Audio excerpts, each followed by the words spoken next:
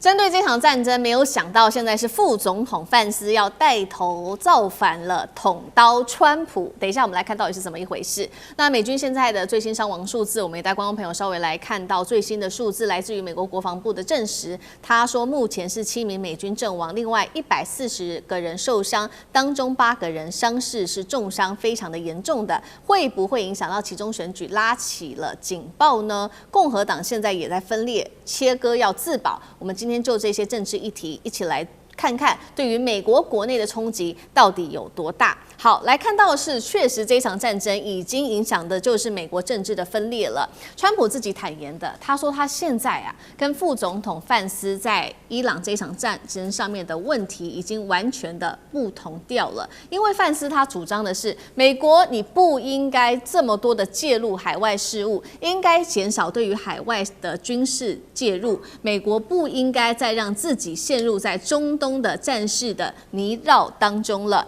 那么最新消息，我们也来看比较敏感的事情是来自于美国媒体最新的爆料，内部在白宫出现了权力斗争，也就是范斯跟他的司法部长疑似透过公开爱普斯坦的这个档案来对抗川普，而川普知道之后，当然绝对是震怒了。他说，如果自己真的因为这个事情被迫下台的话，他会摧毁范斯未来的总统之路。川普不只是说说而已，事实上他也有具体的行动。他的行动就是选在原本就不挺川普的海湖俱乐部的金主面前。我们来看到他来到了海湖俱乐部讨论2028年的总统接班的候选人。那么可以看到是当天晚上这一些的金主几乎是一面倒的。大家都是比较支持卢比欧，远高于范斯的。现在其实共和党内面临非常大的期中选举的一个压力，又再加上范斯现在公开唱反调，难道范斯已经在为2028年的总统大选铺路了吗？这一枪出来，接下来对于共和党还有期中选举的冲击又有多大？岳老师怎么看？我看了一下报道哈，就是说这个 Halfway Post 当中这个消息当中我没有找到，但是我觉得这里头的话呢，有几点是可以谈的哈。首先，第一个，我们大家都同意，这个川普打这场战争里面出现了非常吊诡的事情，很奇怪的事情啊。比如说我刚刚讲到，这个美国人的话呢有意见，像 F-15这么好的战斗机，舍不得卖给我们的，居然被友邦科威特自己打掉3架那到现在也没有任何解释。你说打掉1架的话呢，以前 F-18大黄蜂掉下来，大家可以了解就是友邦误击，那连续误击3次，那你就这个真的是到目前为止，我问了所有的人得不出来，因为说句良心，我们不是军事记者，但是我们会了解到。第二点的话呢，我必须要强调，这段时间的话呢，卢比奥出现的几率比范斯多得多。范斯基本上成了隐形人，都没听到。那原来生部长叫邦迪也不见了。原来都是很捍卫邦迪。前一阵子的话，还是为了这个爱普斯坦案的话呢，跟这个美国国会大吵一架，吵得非常凶那但是呢，现在呢也好像都没有出现了。但这个消息讲呢，美国的共和党的内部出现这个不同的声音我觉得这一点是可以理解的。为什么？因为11月的时候的中期选举是美国有很多人要选举，要选州长，要选众议员，那你现在搞成这个样，他怎么选对不对？大家据说就是说可能会掉他的位置那么这个川普变成跛脚，几乎是已经确定的事情。那美国的川普总统第2任变成跛脚的话，这个问题非常严重。为什么？因为他干了每一件事情，他起码就会被遭遇到我初步保守预估，他会被弹劾250次这个是因为大家就会觉得说，因为这个的确就这样子。然后第3点的话呢，我必须要呼应一下那个伊朗本身人家是一个3000年的一个民族嘛你在现在的话呢，你越打。我有的时候我真的不忍心讲这个大家都知道，我们在抗战时期的时候，那个历史的痕迹让这个民族透过历史的解释会变得更强壮。为什么我们到现在是一寸山河一寸血，10万青年10万军，朗朗上口？伊朗现在就是这个局面了，对不对？那你现在美国的话，250年大家只急着发财，那怎么拼了？所以为什么长期来讲，没有美国总统不想打伊朗的，那只有川普敢。然后呢，伊朗本身来讲呢，这个哈梅内伊呢，他主要做的事情呢，就是压制住伊朗的话呢，就是封锁荷姆斯海峡。现在这2件事情在这个礼拜都爆发了。我跟你讲，这件事情真的很难善了。而且川普自己发明个无条件投降是由他来定义的。那他自己讲说他要结束，那怎么可能？我告诉大家，伊朗的结束方式就是所有中东地区的美军基地全部滚蛋。就这么简单。好，所以这场战争我们也刚刚看到了嘛，持续的影响到美国自己内部共和党的政治分裂。那还有哪一些呢？等一下请聂老师持续的带我们看。现在在美国可以说整体都烧起了民众的怒火，民调也显示了现在60%的美国人其实都是反对伊朗动武的，而且呢，现在这几天可以看到，包括了在50多个城市，在美国已经爆发了反战示威，大城市当中包括了华盛顿、纽约、洛杉矶到芝加哥，民众都高喊停止战争，痛批川普才是当今世界最大的威胁，并且这一股抗战的反战的风潮已经蔓延到欧洲了。伦敦街头数万人同样的是走上街头怒火，加拿大多伦多示威者则是在美国的领事馆外抗议。再来，欧洲的政府也跟美国保持距离。西班牙说不会成为这一场战争的帮凶，这是共和党最大的政治炸弹了吗？聂老师怎么看 ？OK， 我觉得人生、国家或任何人都应该遵守人生的2个红线。第一个呢是道德，第二个是法律。可以看一下川普现在的行径行为，他有遵守任何的道德吗？他有任何法律的规范吗？完全没有啊！所有东西国际法他说了算。人家所有人用国际法束约他，他说我不认国际法，那个法都不算的。反正他说了算，这个是一个很大的问题。请问从道德和法律的标准之下，除了很怕他，必须好像这个卑躬屈膝来听他话的人，请问会不会反感？因此，不管内外，都一定会有很多反对声浪，甚至一些中等以上的强国，过去都是白皮肤白种人，跟他这么友好的一些国家，为什么一到我们的对岸中国去？这个不要说示好，带着这个经济财团这样子去做一些经济的互惠，就是因为大家对现在美国的所有的行径已经没有办法接受。当然，只要稍微有良心道德的美国人也好哈，或社会一些知识分子，或者国际上的一些这个良心人士，你会发现，就一定会集结人去反他的行为，甚至已经牵扯到了这个行为就是整个美国的动作了。所以我觉得这个现在的问题很大。当然，从美国政治体来讲，当然川普的行为，当然他就是一个共和党、民主党的对峙，在共和党从一个政治素人已经拔擢出了变成总统，而且任了2任，分开的2次的1任。这个总统呢，如果他做得好，其实他的魄力能力其实是被大家肯定的。但是因为他做的是很多道德和法律上的疯狂举动呢，造成大家没有办法接受。因此，当然自己共和党的政治负担就非常之大。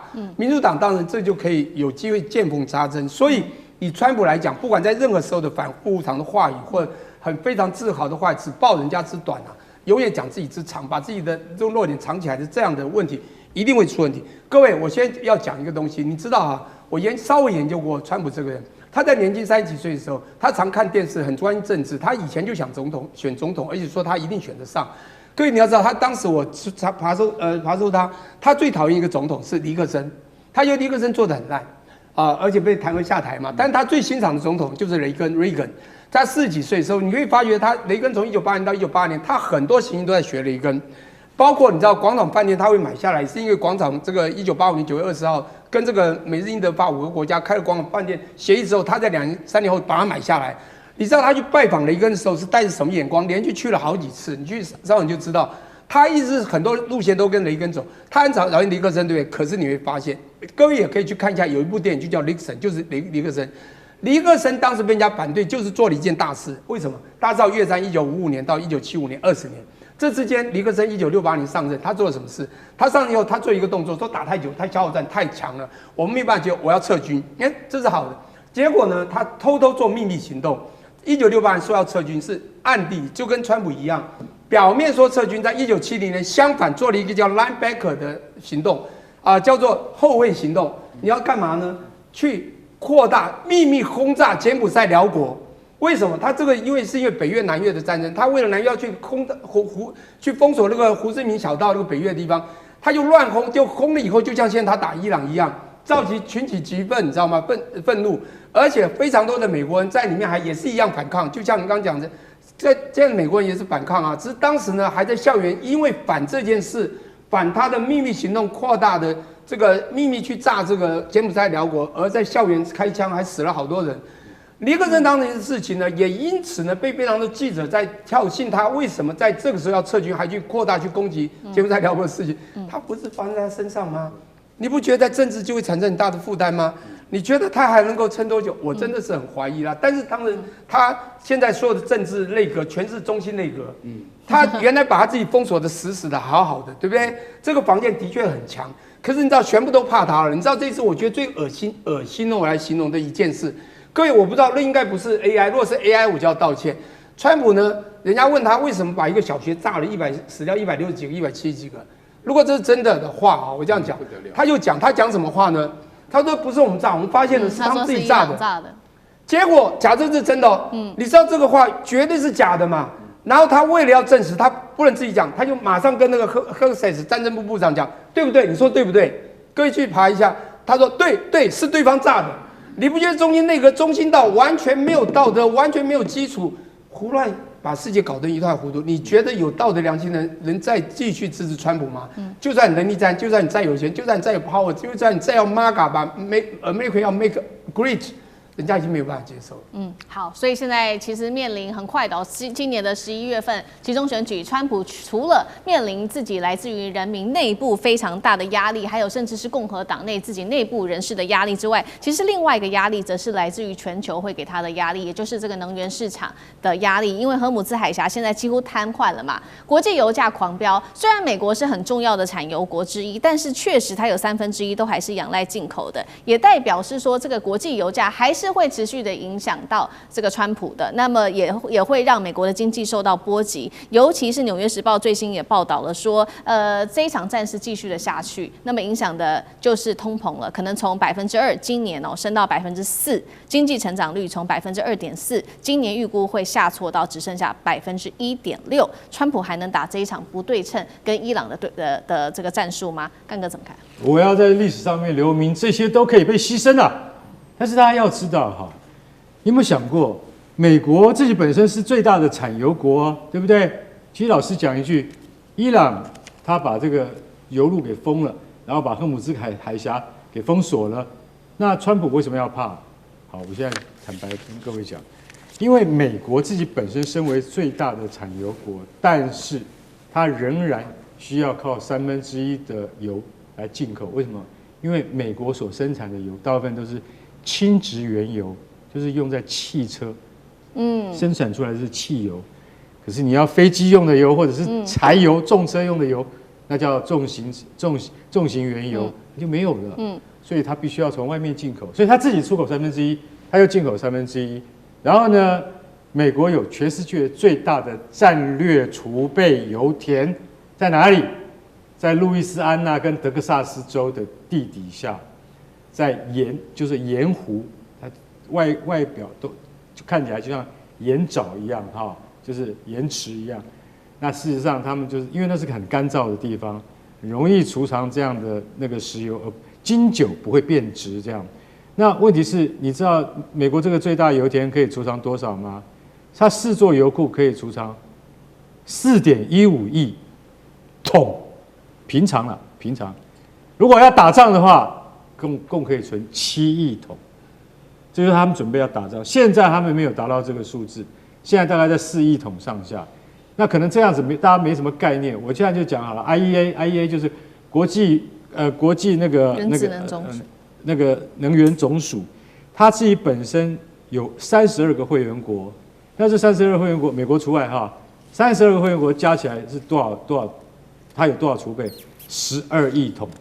美国的7亿桶就占了人家的1半有多，所以大家就晓得说，其实老实讲一句，美国它自己本身它是产油大国，但是它也很被动遭受到国际油价的影响。因为我刚才说过了嘛，它要进口也要出口，所以那个油价不是那个什么全国连锁加油站可以决定的，不是这样。那完全要看国际局势以及经济态势。跟国际现实，这些很多复杂的原因加起来，你才可以看到布伦特原油为什么几天之内冲到100，它会再往上冲的。现在听说到113掉下来一点，可是它明天又会再涨上去。其实到$120一桶就已经是美国的一般中小企业的负担上限。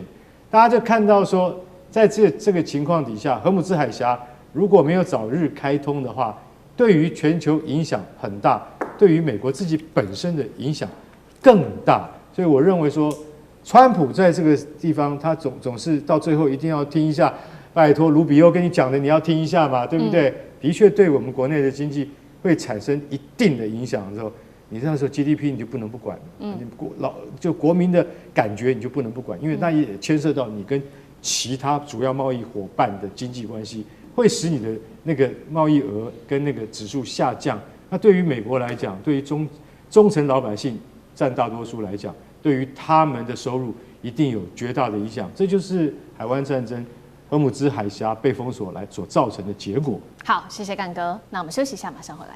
地缘政治、美中之争、战略价值。